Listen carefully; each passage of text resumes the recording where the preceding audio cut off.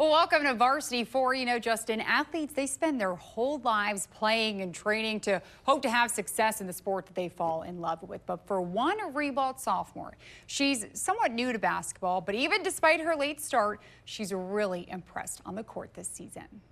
On any given day, there's one thing you can count on in Ribault guard Trinity Berry's life. If she's not on the court practicing or playing, she's training hard off of it. This kid is a kid that wants the ball in her hands. She can score at every level. She works hard even on our off days. Berry is a starter for the Trojans varsity team, and they're having a great season. I just think we got the work. We got everybody that we need, all the pieces that we need to make a state run. She waited her turn and she's playing her role well. They understand that she can score, she understands they can score, and it's a team sport. They're playing well together. Berry is really good. She's one of the best young players in the area. That's why head coach Dorian Stevens calls her the sensational sophomore. That's high praise from a legend in high school basketball. Coach Stevens was the first McDonald's All-American in Northeast Florida and is just one of 3 athletes to win City Player of the Year honors all 4 years in high school in the same sport. She was part of one of the winningest teams in Ribault history with 4 state championships. Did you know in the beginning of this season, even last year when she started playing for you guys, that she would be able to find this success? I knew in middle school. I watched her game develop and evolve over the years. Those middle school games were actually the first of Berry's young career. She started playing basketball only 4 years ago as a 7th grader. Did you know when you picked up the basketball, like, oh wait, I'm actually pretty good at this? Yeah, it took a little time. Like, it took a little year. When I started working for real and started getting, like, exposure, that's when I knew. Last season, Berry joined Ribault's team and got some playing time. This season, she took over the starting role and leads the team in total points, points per game, free throws per game, and three-point percentage. She's 3rd in field goal percentage as well. Her mentality on the court? Just be a dog. I got to attack. Like, I got to just kill everybody in front of me. It ain't no second chances. Like Coach Stevens, who played for Florida State, Berry wants to play at the next level, too. She already has 2 college offers. Already start talking to college coaches when you're only 4 years into this. How crazy is that? It's crazy. Like, I just give all my glory to God. Like, he just helped me with my path and just keeps encouraging me. She also excels in the classroom as an honor roll student. It's been a pleasure to coach her. Again, she's starting to listen. She's starting to grow as a player. She's trusting her teammates more, and it's making us a better team. If you attend a Ribault girls basketball game, chances are you'll see Berry continuing to fall in love with the game that seems to have chosen her too. Well, the Ribault girls basketball team just having so much success. I was really impressed when I met Trinity. I think she'll have a very long career in basketball. But her head coach as well, like I said, a legend around here. Yeah, and I had the fortune of covering Dorian back in the day and in high school, and I've covered a lot of athletes, and Tim Tebow, Derrick Henry, those kind of guys. But I tell you, I put Dorian right in that mix in terms of the best athlete that we have seen come out of this area. She played at Florida State, 2,730 career points, 143-3 in her career, a state record 101-game winning streak in her career. So Trinity is getting some good tutoring and good coaching at Ribault. Dorian is one of the best players to ever come out of this area, male or female athlete, and she believes that Ribault blue and black.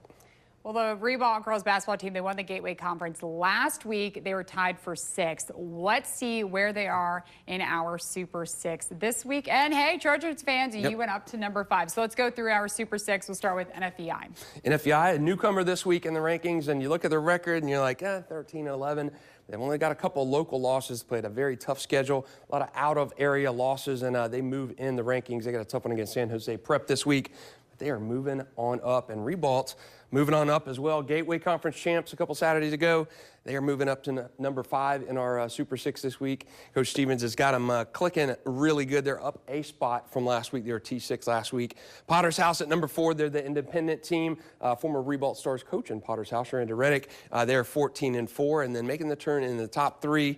These 3 teams have been pretty much our top 3 in some order all season. Bishop Kenny at 19-4, Providence at 17-6, and of course Bowles, led by Coach Kelly Stevenson, who just had career win number 300, and they are at number 1 at 17-5. Playoffs right around the corner though too. It's gonna be exciting. Yeah, not much movement up here, but The Trojans, they're inching closer and closer. Okay, well, obviously these teams are really good, but we've had 3 basketball players that we want to shout out. First, St. John's Country Day girls hoop star Kendall Proffitt with a career high and a career milestone. On Monday night, Proffitt scored 50 points in a 68-38 win over Old Plank. This comes just a week and a half after Kendall surpassed the 1,000 career point milestone. And guess what? She's only a freshman. Now, Kendall's been playing on the varsity squad for 4 seasons and is averaging 29.1 points per game. What a season, especially for St. John's Country Day. Great one for Kendall Proffitt, and she is lighting it up this year, top scorer in the area. And hey, we got another one here. Beachside senior Kendall Kane. She went over the 1,000 career point mark this past week. Major accomplishment for Kane, who had 30 points against Paxton on Tuesday night to get over that milestone. A lot of girls basketball stars in this area doing well. We got another one coming up here too. Providence senior guard Janie Boyd. She knocked out the 1,000 point milestone against Hilliard last week. Great achievement for Janie. She missed her entire sophomore season with an injury, and she's been excellent these last 2 seasons for the Stallions. She's leading Providence in scoring at 14.1 points per game. Well, I love that. We started off with a bunch of girls basketball superstars, but when we come back, we're going to show you our boys basketball Super 6, as well as we caught up with a UC basketball player who had a highlight worthy of a game this past or earlier this week. So make sure you stay tuned right here on Varsity 4. Welcome back into Varsity 4. You know, Justin, the reason why I love sports is for moments like this one. University Christian's Ty Duncan. He ended the game against Ribault with probably one of the most electric plays ever. Take a look at it. It is a buzzer beater earlier in the week, and the fans are going to go insane at UC. I mean, you can't get better than that. Man, what a shot. And I remember a shot years ago, a guy named Rick Boss had a half-court shot, overhand through it to win a playoff game. And it was exciting, but I think this game here was better attended than that game. 2 excellent walk-off shots. But Ty Duncan, the man of the hour, to beat our number 4 team in the Super 6. Little tease ahead there. And we caught up with Ty Duncan just to see his reaction after that crazy play.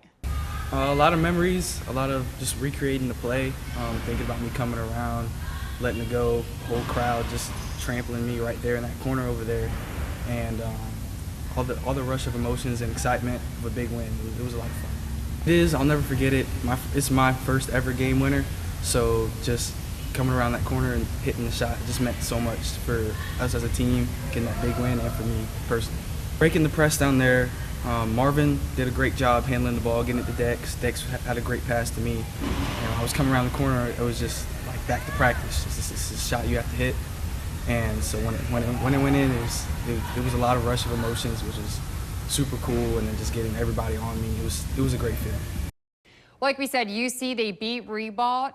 Let's look at our Super 6 from this week. Ribault number 4, UC number 3. Is it because partly of that buzzer beater? Did that have anything to do with this? No, you know, it was a difficult time this week. I have 2 teams tied at number 6, Fleming Island and Coy Creek. Very good teams there at number 6. Creekside up a spot to number 5. And Ribault had a little bit of a tough decision with them because they beat Jackson last week for the Gateway Conference Boys Basketball Championship, 57-51. I'm thinking, I'm going to move Ribault up way high. They're at 5.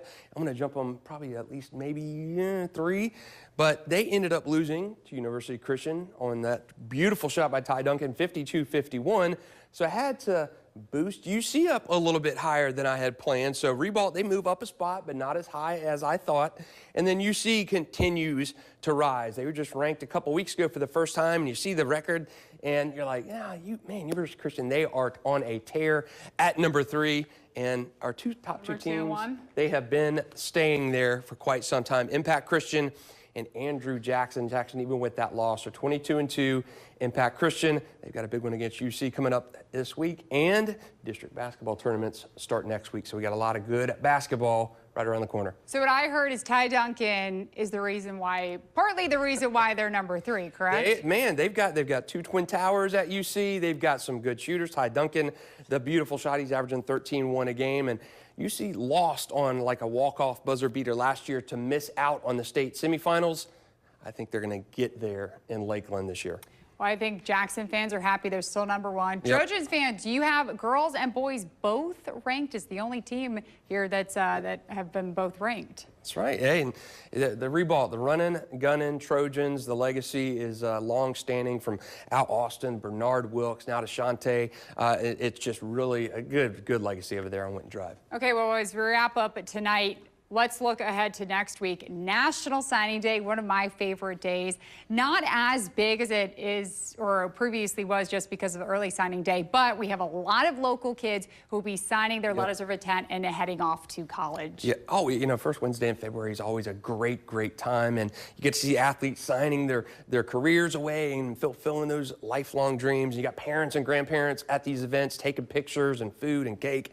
Always a great day. And yeah, it's not the only signing day now with the fall signing, early signing period, but first Wednesday in February, still always that National Signing Day, and we'll have it all covered next week.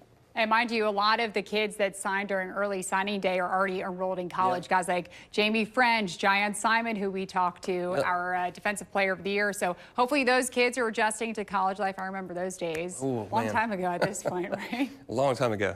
Well, we will have a National Signing Day special next week for you, but make sure to follow us at Sports for Jacks on Instagram and Twitter for the latest sports news. And you can watch Varsity 4 show every Thursday at 10:45 p.m. right here on News for Jacks. Justin, thank you so much as always, the Hall of Fame journalist that you are. And thank you for watching Varsity 4.